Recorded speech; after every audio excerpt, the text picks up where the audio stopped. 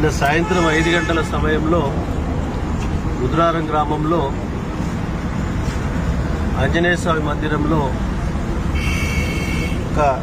ఈ ప్రాంతానికి చెందినవాడు కాడు తెలియదు, కర్ణాటక అంటున్నారు, తెలంగాణ అంటున్నారు.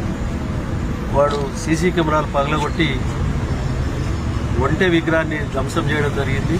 దాని తర్వాత ఆంజనేయ స్వామి మీద సర్వీస్ చేసే టవాల్స్ అవి వేసేసి ఎక్కుపెట్టి కలబెట్టడం జరిగింది. బలిపీఠానికి గిట్ట రాయితో గుద్ది పలగొట్టడం జరిగింది. సీసీ కెమెరాలతో సాగిన ధ్వంసం చేయడం జరిగింది.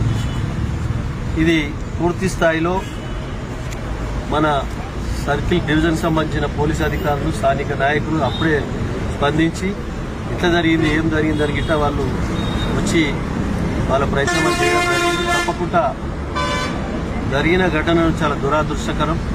నెక్స్ట్ ఏ ప్రాంతంలో కాదు, ఏ ప్రాంతంలో గిట్ట జరగకుండా మరి కాపాడాలని చెప్పి ఆంజనేయ స్వామిని కోరుతా ఉందని.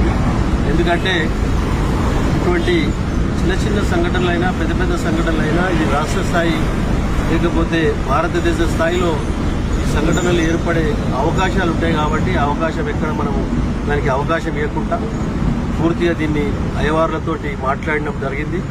దాన్ని ధ్వంసమైన విగ్రహాలను జల నిబంధనం చేయడం జరుగుతుంది. దాని తర్వాత పునర్ప్రతిష్ఠ చేయడానికి పూర్తి స్థాయిలో విగ్రహాలు, బలిపీఠము, ఒంటె విగ్రహము, ఆంజనేయ స్వామి విగ్రహము, దానికి 3 గ్రిల్స్ మన సీసీ కెమెరాలు ఎప్పటిలేక పెట్టించి ఈ ప్రాంత భక్తులకు అందించడానికి పూర్తి సహాయ సహకారాలు అందిస్తారని తెలియజేస్తూ ఇటువంటి దురాదృష్టమైన ఘటన జరగకుండా భగవంతుడు కాపాడాలని చెప్పి కోరుతాము.